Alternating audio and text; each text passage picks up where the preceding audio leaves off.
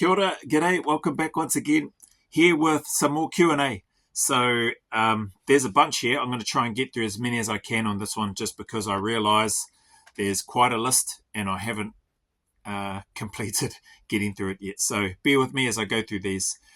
Hopefully I can bang out these ones that I've got in front of me anyway. So first one, these questions have been a combination of catch-ups, one-to-ones with people, and then emails and or comments that have come through. So yeah, we'll dive into these.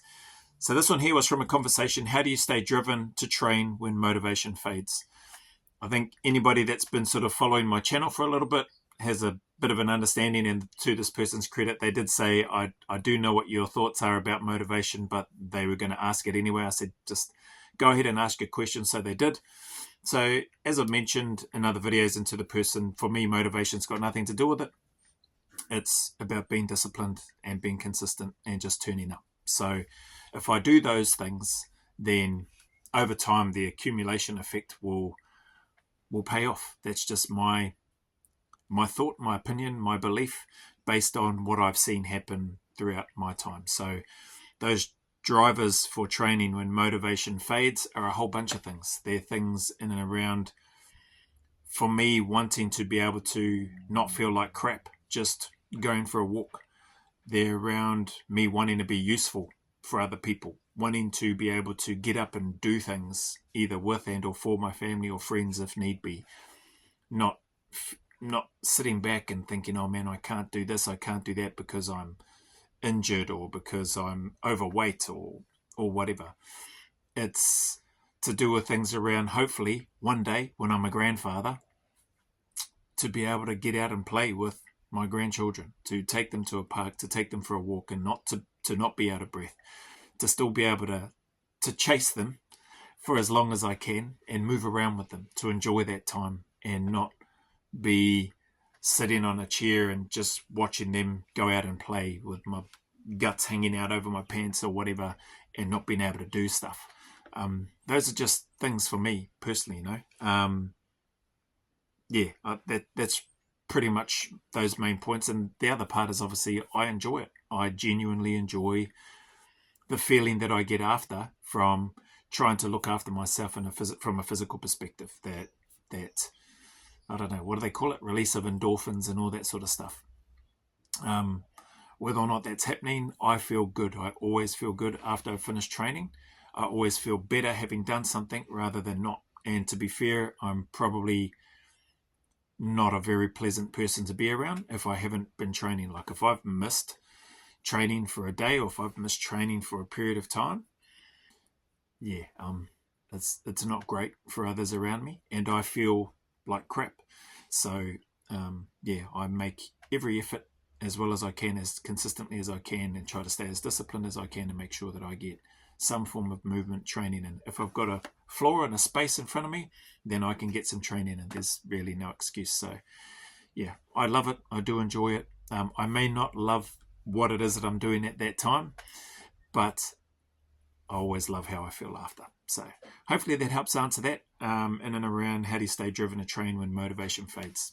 Motivation's got nothing to do with it. So yeah, find whatever those whys are for you, whatever your reasons are, and get after it, smash it. What are you getting up so early for? So I think I probably didn't do a great job of introducing this and talking about it. People just all of a sudden maybe seeing the thumbnails of the different times each day that I've been getting up. So I'm pretty sure it was the 2nd of June I started and decided to do this, and I gave a bit of a blurb and talk about that on that video that went up on the 2nd of June. On the first early morning session, I think in the section playlist there's like a 0400 hours crew and a respect the process playlist and a stay active playlist. So those three playlists, I generally chuck the videos in there: 0400 hours crew, respect the process, and stay active. So on there, in that first video, 2nd of June, I think I touched on and spoke about it. So for those that may not know, had a bunch of conversations with people. This is the shortened version.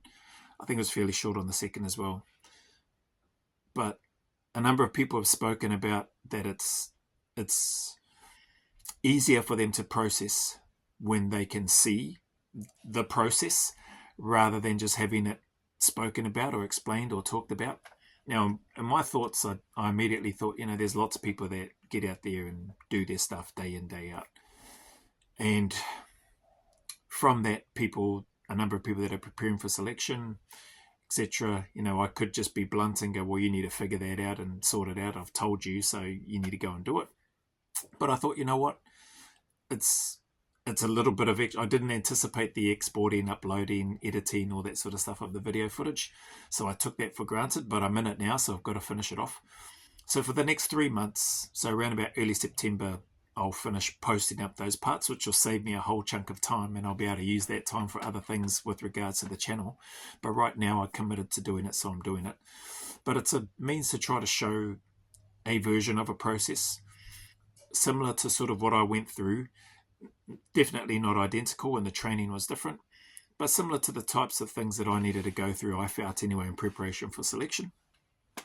To a degree in NZ and also definitely in Australia, the need to get up before. So holding down a full-time job as a full-time soldier with a family, or with a missus, with a partner, and a small family at that time, and a young family, and the need to, I want to get to somewhere, and there's only a limited number of hours in the day, and I need to try to maximize that time as well as I can. So it meant I needed to get up early to get my training in, report to work where I needed to, do PT, if that's an extra PT session after a sort of an hour's break or whatever, getting cleaned up of my morning PT session that I've already done, then so be it.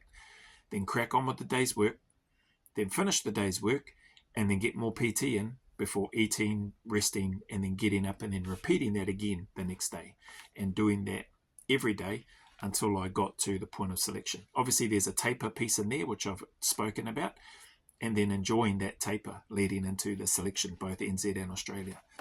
So this here is a version of it. When people that I've spoken with shared their thoughts around, some people it's visual learners, and when they see it, the penny drops. And so I thought about that and thought, oh yeah, man, there's a number of things that I can think of for me that when I've seen it and go, oh, that's how you do it. Oh, that's why it's done that way. Oh, okay, that makes sense because I can now visually see it, and I've heard the process. Now I can connect it through seeing it as well. Then I've been better able to pick things up or apply things. So, long-winded answer, but because of that, that's why I'm getting up so early. But don't worry, it's not going to carry on forever in terms of those types of posts. 3 months is long enough. And basically what I'm doing is just hitting the record, but then having to do the editing and then the exporting, uploading, etc., which takes a bit of time, which I didn't factor into. So I will save myself a heck of a lot of time come early September when this process, for want of a better term, ends. So hopefully that helps give a bit of an answer for those that have been wondering why. So that's that one. How are we going? Yep. Oh, yeah, this next one, it's pretty similar to the first one, so I won't worry about it. Why do you train the way you do? Oh, yeah, no, it is the same. So, yeah, it's basically to be useful, to do all those things that I spoke about in the first question. To be fair, probably the only other thing which I don't think I mentioned in the first response was it is a way of life for me now. So the first question was around how do you keep training when you lose motivation or when motivation fades. So, yeah. I've pretty much covered that one, I think. This next one, yeah. So I've had emails, I've had messages, and I've had conversations with people on this one. When are you going to start interviewing people again? Short answer is when I'm in a position to be able to recognize and compensate them. That's what I want to do. So should I have to do it? Do people that I reach out to that I invite and ask to be interviewed, are they asking for that? Do they want that? I don't know. Should they have to ask for me? I don't think they should have to ask. But it's something that I want to do. It is something that I definitely do and did and do enjoy and would love to do. And there's some awesome people out there.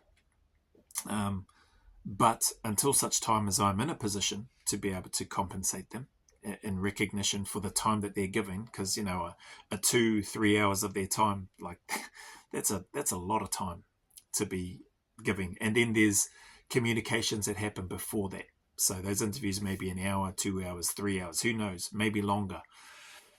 And that's a lot of time. And I don't want to just hand over a bag of lollies. Not that there's anything wrong with that. I would appreciate, I'd love to eat and smash some lollies, but there's more to it. So hopefully that makes sense. So when I'm in a position to be able to compensate and recognize those individuals better, more appropriately for their time. Oh yeah, so this one here, I'm going to read this one out.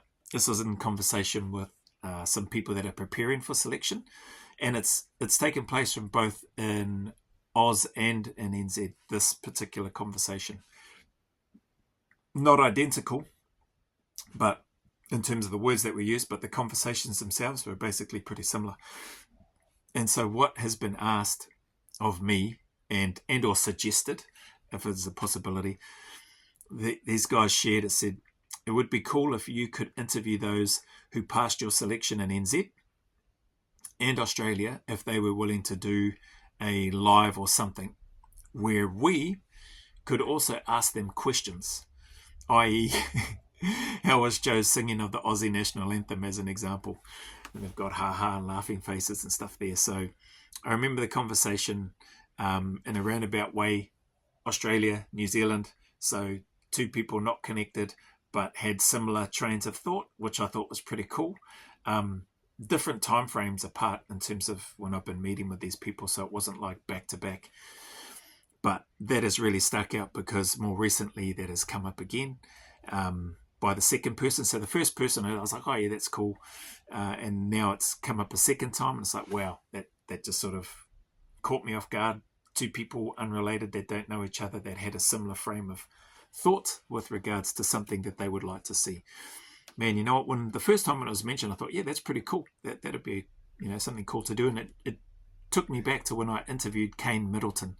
He was a sergeant on my selection in 1998 here in NZ. He's out of the unit now, but I interviewed him back when I was still doing the Epic Aotearoa podcast.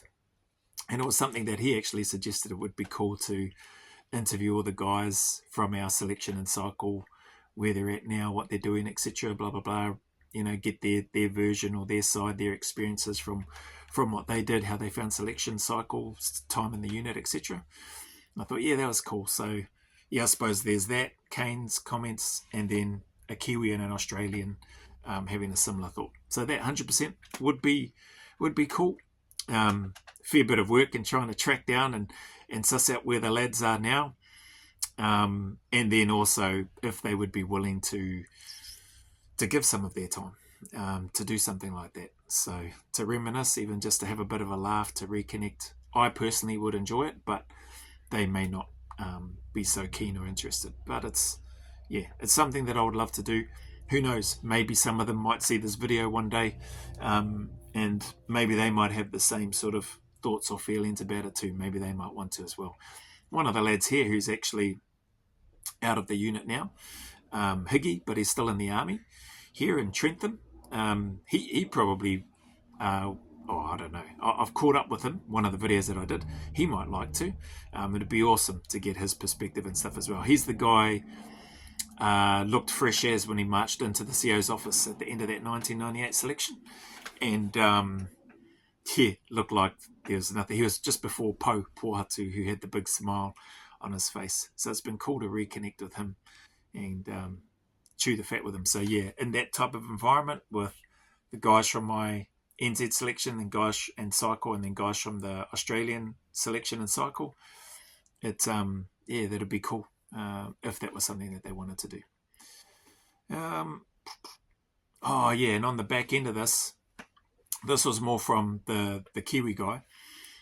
He said, I'd love to ask Mr Bolton if he received any further feedback as to why he wasn't selected for the cycle in 1998 after he passed, and how he managed to stay so humble and committed to a unit that had rejected him.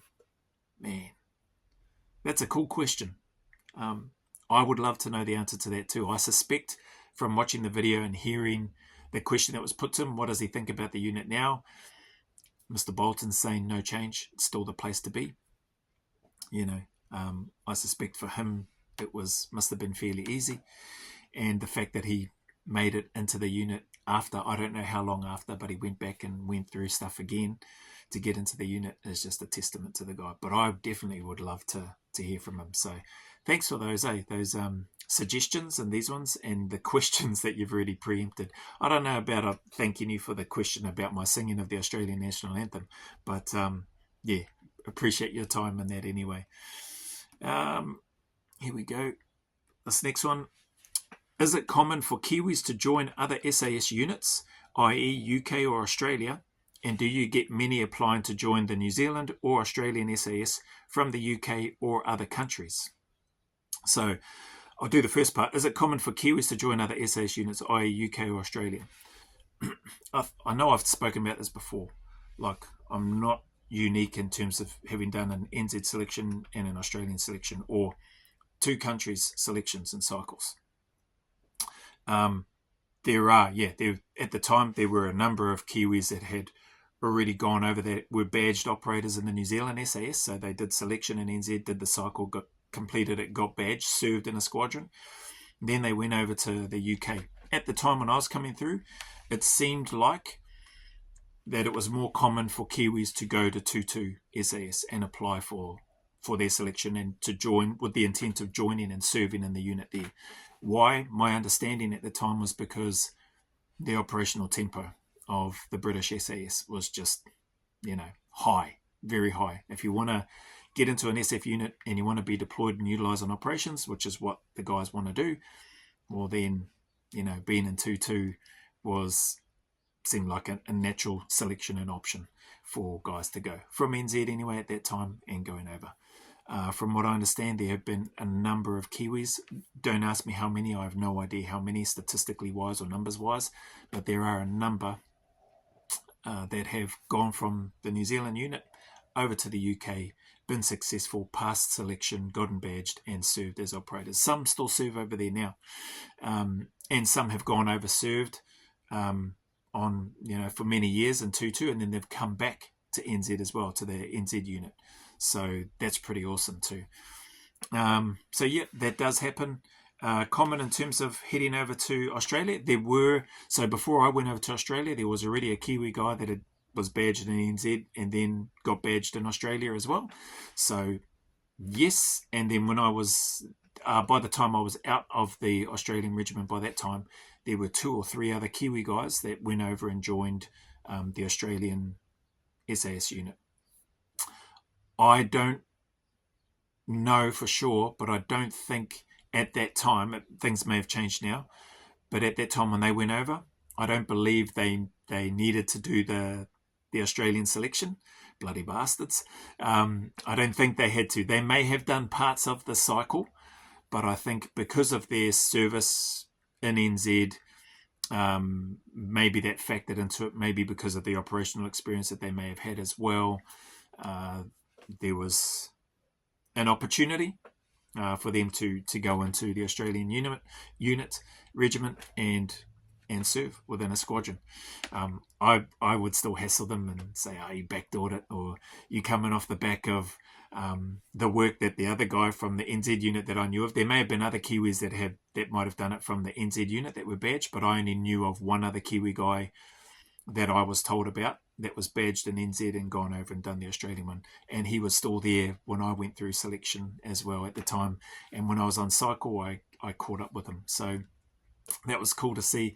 But yeah, I hassled them about, he's coming off the back of the work that we did. Yeah.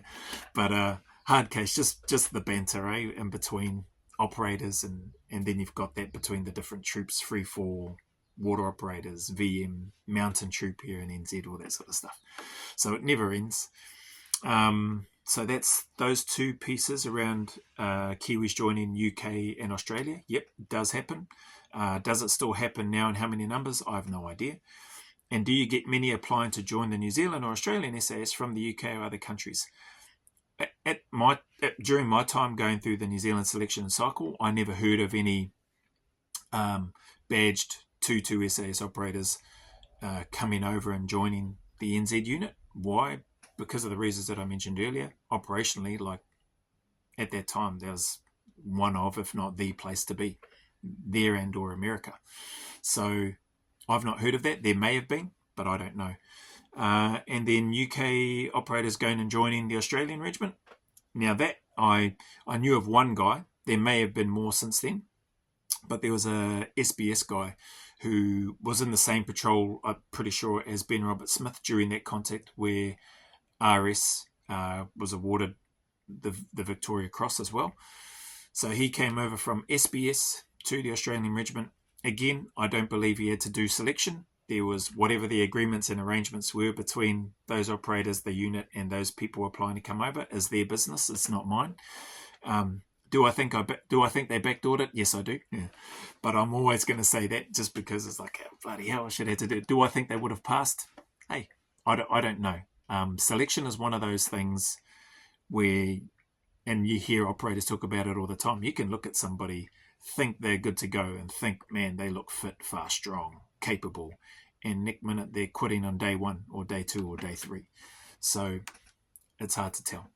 But the fact remains, hey, he and those other operators are there or were there at that time, and bloody good on them, good for them, you know. Clearly they've proved what they're capable of in the UK, or this individual proved what he was capable of in the UK, going through that whole process, that 6-month process, and then going to wherever they go to do the SBS portion of their work, and then carrying on from there. So they've really proven that they've got the mental and the physical abilities. So my take is he probably would have, and the Kiwis, they probably would have got through the selection as well. And maybe the Australian regiment understood and recognised that based on previous experience, possibly, I don't know, of other people that have come over with similar backgrounds, and felt that rather than put them through that, let's put them through the cycle that we have, elements of the cycle, and we can still get a gauge of their aptitude, are they a good fit, their skill, all that sort of stuff. So, yeah, that's as much as I know about that.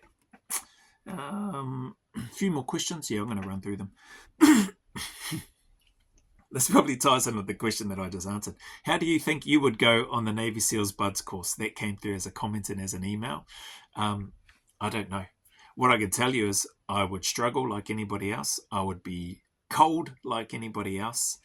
And other than that, I honestly don't know.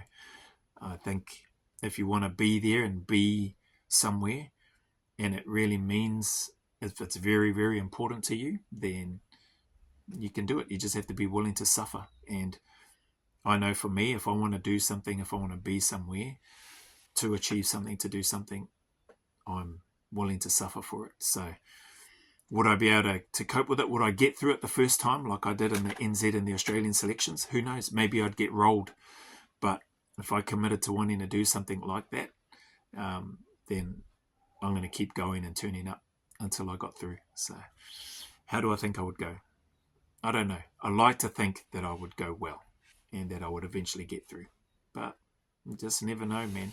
Different environment, different culture, very different process. Duration's different as well. Yeah. Are you open to doing reactions to the news coming out? Oh, yeah. This came through as an email. I'm not going to mention the people's names or their handles that they've trusted me with the stuff that they've sent through, and yeah, I'm not going to give their names. And I'm grateful for that too, because I think people have trusted me enough, especially with those on the Google form, trusted me enough to not go blurting out names and all that sort of stuff. So yeah, grateful for that. Appreciate you. Are you open to doing reactions to the news coming out about the UKSAS and potential war crimes? Yeah, I am. Reason why I say that, it's not something that I'm actively seeking out. So I've seen some stuff pop up on my YouTube feed, and I see Big Phil Campion's done some stuff to that already. It's recent, and people have said, hey, to help grow your channel better, it's a good idea to get onto recent events and recent things that are trending, etc. And yeah, that may be the case. Like, I get it, but a large part why I got into this is largely picking and choosing things that interest me, but also being open to a wide range of things. And then people have been kind enough to just flood me with recommendations and suggestions, which has been awesome. So yes, I am open to doing reactions. For me, it's no different to me doing, and I've done a couple of reactions to Ben Roberts-Smith and the war crimes defamation case and all that sort of stuff that's come out. So I consider RS a friend. We were friends whilst we were in together. We were friends when I was out, and I don't, I haven't stopped being his friend just because some news came out and there's these allegations and things like that have come out in the news. I don't automatically stop being his friend. So would I approve of what he's done if those things are true? 100% not from my perspective as a personal perspective.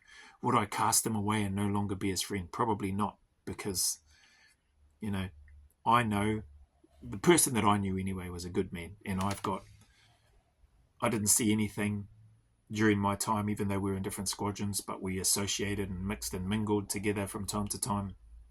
I never saw anything that I could think of that would put me off being his friend, and or that lines up with some pretty heavy allegations. Whether they're true or not, I don't know, because I wasn't there, in terms of what he was like, the things around him being a bully and all that sort of stuff. I never witnessed or saw any of that. So anyway, open to doing that stuff. What are your thoughts on the UKSF community tearing each other down, and are you going to do any reactions to that? Great question. My thoughts on it, for the first part, I think it's pretty sad, personally. That's just my take.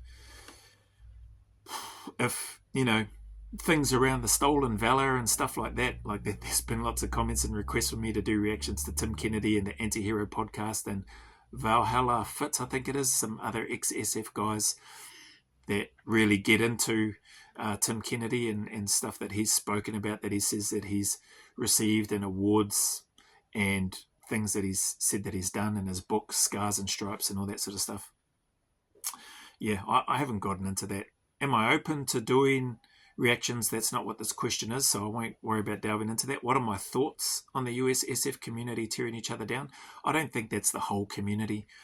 I think my thoughts are there are some people, SF operators from the US, that have got very strong opinions and values around what they believe equates to having good character and having integrity with regards to what it is that you're doing. And when those lines are crossed, and if they're not being met by people that may also have an SF background from the US, then these people feel the need to take it upon themselves to challenge that and to call it out. Right or wrong, it is what it is, and that's what's happening. My thoughts on it, I think it's sad that it gets to that stage, that has to happen, but none of my business, eh? Am I going to do any reactions to that? Man, I don't know if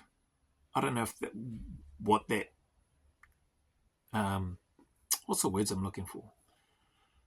I don't know if that adds any positive value to what they're already doing. It's clearly something between the American SF community that they know what their expectation standards, all that sort of stuff is in their space.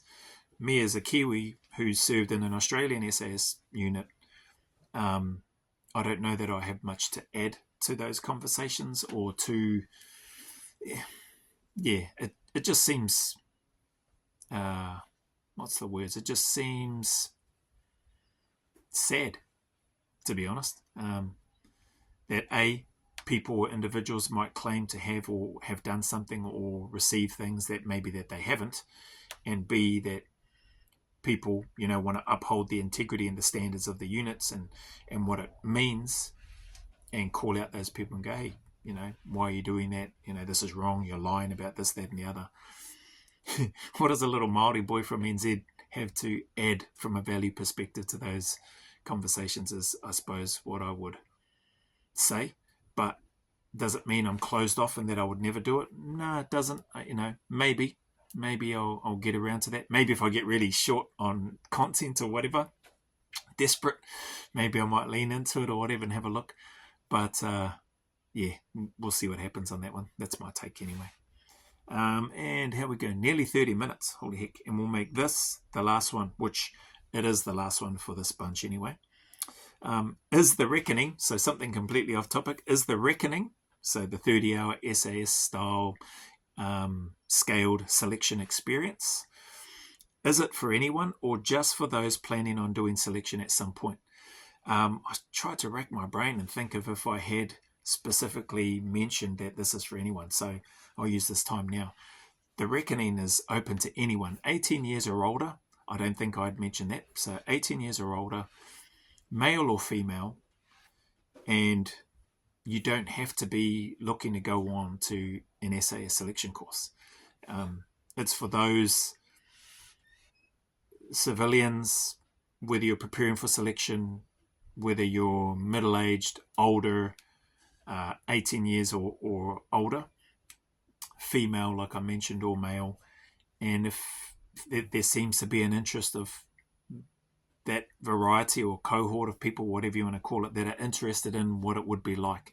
So me offering this as a scaled version of that so that people can have an insight into what an SF selection is like, the whole environment, based on my experience from NZ and Australia, and a combination of those two things combined. It runs for 30 hours. That's this initial one anyway, and maybe that's the number. Maybe that's where it stays sitting for each experience. But there is an intent to run more of these, or offer more of these for people that might want to. Right now we've got the first one, which is going to be running on the 30th of August. That's confirmed. Payments have come in from those 6 candidates that have signed up for so far, and there's no refunds on those, so because wheels are in motion for everything else behind the scenes. So that stuff is in play, so that session will be running. There are still 4 more spots up for grabs. There is a 7th person from Australia who is in the process of finalising the medical, the waiver form, before they'll then be sent payment details. Once payment is confirmed, then they'll get the full joining instructions. So that's potentially number 7 at this stage. So there will be only 3 spots left for this inaugural reckoning experience. Then from there, we'll see what happens. But long-winded answer, but it is open to anybody that is, that wants to put their hand up. So I've done other videos under the Reckoning playlist, so have a look at that. There's various posts. You can get to the posts and the updates on the warning orders and all that sort of stuff, and updates about the Reckoning. If you just go to my channel and then click on the posts piece, you'll see it. If you scroll through, you'll see the Reckoning posts and stuff that are in there, which has a whole bunch of information, the initial information, which the current 6 have received, and potentially soon to be 7. And then the full joining instruction with all the other details will be sent to those candidates who have paid and it's been confirmed. So hopefully that helps answer that question. And appreciate all the questions. And if you made it this far, appreciate your time and sticking around for as long as you have.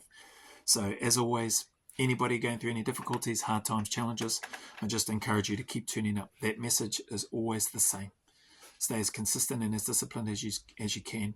Keep staying in the fight. Know that better days are ahead, and that those better days are closer than you think, and that they're coming for you, that there is a light at the end of that long, dark and lonely, miserable tunnel. So stick at it. You are not alone. And these things, as miserable and as lonely as it may be at this time, they do not and will not last forever. I promise you that. So keep turning up. As always, go always a little further. Remember, who dares wins and who cares wins.